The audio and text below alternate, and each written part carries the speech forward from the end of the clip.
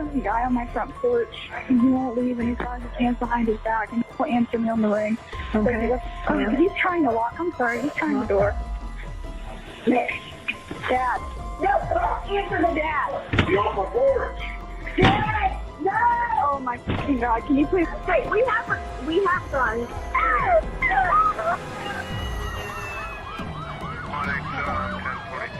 Ang kwentong ito ay nagsimula ng isang lalaki na umiibig ay pumunta sa bahay ng kanyang dating kasintahan upang hilinging bumalik.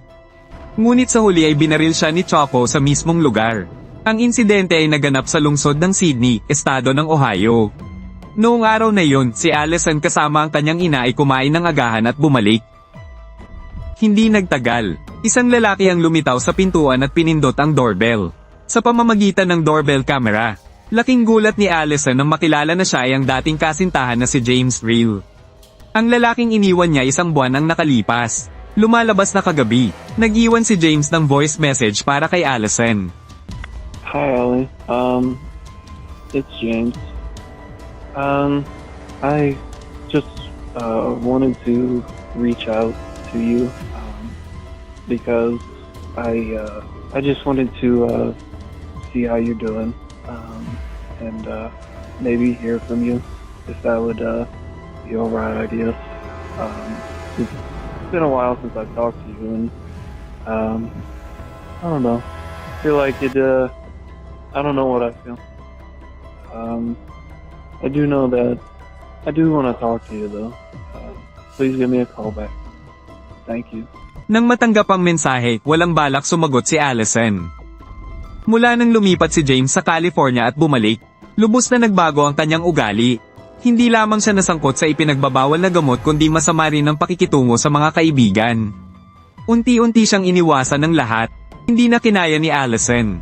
Kaya siya ang nagpasya na makipaghiwalay at i-block si James sa social media.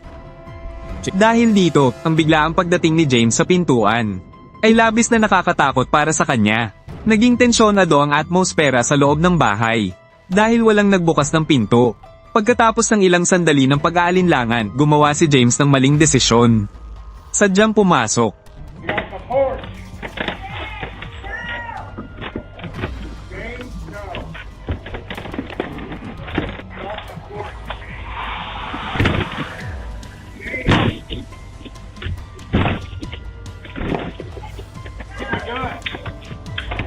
Sa sandaling iyon, kinuha ng ama ni Allison ang baril. Nanatiling tahimik si James, hindi pinansin ang lahat ng babala. At patuloy na sinubukang sirain ang pinto upang pumasok. Sa mismong sandaling itinulak ang pinto, agad siyang nagpaputok. Ilang putok ang umalingaw-ngaw. Tatlong bala ang tumama kay James. Natisod siya ng ilang hakbang at bumagsak sa harap ng garahe. Ang ama, sa sitwasyong nagtatanggol sa pamilya ay napilitang kumilos.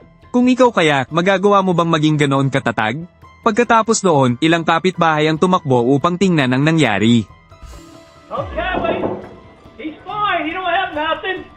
He don't have no gun. He don't have no gun.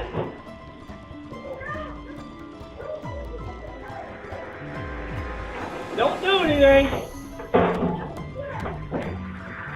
He's trying to break in and get to our daughter. Okay, well, he's not moving. He don't have a gun. He broke our door in. He's trying to get to our daughter. Our daughter's busted in. Okay, hold on.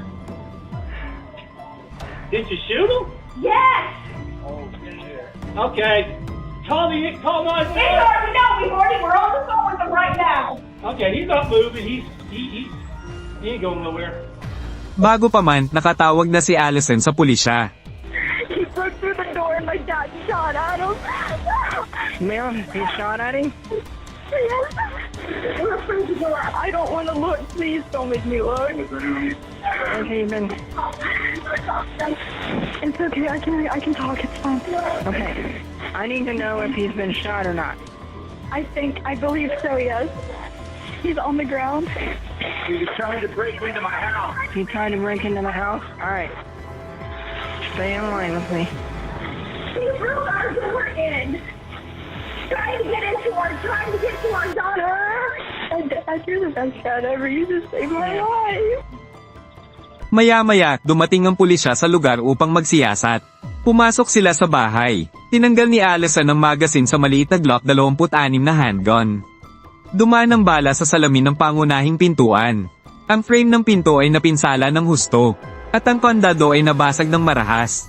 Pagkatapos masaksihan ng nakakatakot na eksena, nagyakap ng mahigpit ang buong pamilya ni Allison. Pagkatapos ay dinala sila ng pulisya sa presinto upang tanungin isa-isa. Ang unang tinanong ay si Allison. Nang tanungin siya kung bakit siya nakipaghiwalay kay James, sumagot siya. What caused that breakup? He was just being a dick. Okay. Sorry, I'm sorry. We're all adults here. You can say whatever you need to say. He was just being rude all the time, and I was just like, I don't wanna put up with it. James thời trung học từng là một người rất tốt. Ngunit mula nang lumipat siya sa California at bumalik, lubos siyang nagbago. Hindi lang siya nalulong sa ipinagbabawal na gamot, kundi nagkaroon din ng pagkahilig sa karahasan. Madalas niyang pinapuna at pinipressure si Allison. Sobra na ang tiniis niya kaya pinili niyang makipaghiwalay. Tinanong din ng ina ni Allison. Sinabi niya na noong umagang iyon habang kumakain ng agahan kasama ang anak. Binanggit ni Allison ang voice message na ipinadala ni James. Maging sila mag-ina ay huminto pa upang pag-usapan ito. Hindi nila inakala na pag-uwi sa bahay.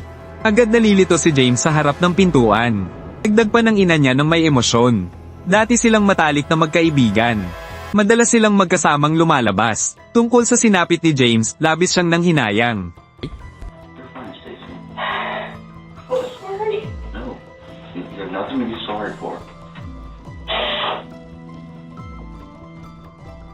Gayunpaman, nakatuon ang pagtatanong sa ama ni Allison. Dahil naistiyakin ng pulisya kung ito ba ay tunay na gawa ng makatarungang pagtatanggol. Kahit na ang surveillance video ay nakarecord ng buong pangyayari, kailangan pa ring magpatunay ng autoridad upang matukoy ang kanyang ginawa. Kung ito ba ay pasok sa makatarungang pagtatanggol. Karaniwan, upang maituring na makatarungang pagtatanggol, dapat may 4 na kondisyon. Una, dapat walang dahilan ng pag-atake. Pangalawa, sa oras ng pag-atake dapat may banta na magdulot ng pinsala o panganib sa buhay. Pangatlo, sa pagharap, ang paggamit ng puwersa ay dapat nasa makatwirang hangganan. Pang-apat, ang lumalaban ay dapat tunay na natatakot para sa buhay o kalusugan niya na nanganganib. Ayon sa video ng insidente, ang sitwasyon noon ay agarang panganib. Ang pagpapaputok ng ama ni Allison ay itinuring na makatwiran. Ngunit ang tanong ay, kung siya ba ay nangudyok sa kabilang panig o hindi. Sa interogasyon, hiniling ng pulis na ikwento niya mula sa simula. So let's go to this morning, okay? We'll just start from the time you woke up, okay? What happened? And then, go ahead and let's start watching a Netflix movie. About halfway through it, I was parked. You're never home. So I got posed that, walking up the steps, about halfway up, Stacy's standing there. It's like he expecting somebody. And I'm like, no, why? I kind of don't remember as far as they said it's James, maybe. Now we got freaked out because probably what happened, you know, the voicemail or whatever. He was all like crying. And I started getting nervous, you know, because he wasn't answering. They was calling over about the ring, telling him to leave, and she don't want to talk to you. And he's just standing there with his head down. I said, James, I don't know exactly what I said. I know I said his name. You need to leave or something like that. But he would acknowledge me. Didn't even budge. That made me kind of nervous. Iginiit ng ama ni Allison. Nabihira siyang makialam sa mga relasyon ng kanyang anak. Hindi niya alam na nagpadala ng voice message si James. Nang makita niyang natatakot ang kanyang anak, siya man ay nainis. Kaya kinuha niya ang baril mula sa drawer sa tabi ng kama at nilagyan ng bala para makapaghanda. Ngunit paglabas niya, biglang sumugod si James patungo sa pintuan. Sinubukan ng ama ni Allison na harangan ng pinto gamit ang katawan, habang binabalaan na may hawak siyang baril. Subalit na natiling tahimik si James at binaliwala ito. Agad pagkatapos noon, nasira ang pinto sa agarang panganib. Napilitan siyang magpaputok upang ipagtanggol ang pamilya. Hindi nagtagal. Ang malaking hurado ng estado ng Ohio ay bumoto ng 8 pabor at 1 blanko, na nag-conclusion na ang ginawa ng ama ni Allison ay hindi krimen. Ayon sa batas ng Castle Doctrine sa US, kapag may pumasok sa pribadong bahay May karapatan ng isang mamamayan na gumamit ng nakamamatay na puwersa upang ipagtanggol ang sarili. Kaya, ang kanyang pagpapaputok ay itinuturing na makatarungang pagtatanggol. Gayunpaman, ang nakakagulat ay sa mismong araw ng pag-anunsyo ng desisyon. Ibinenta ng ama ni Allison ang bahay. Pagkalipas lamang ng 13 araw, naibenta ang bahay sa halagang $436,000 United States dollars, ikinagalit ng pamilya ni James. Sila ay labis na nagalit, at iginiit ng kanyang nakatatandang kapatid na babae, na sadyang binaril siya ng ama ni Allison mula sa likuran, at itinuring itong isang gawa ng pagpatay.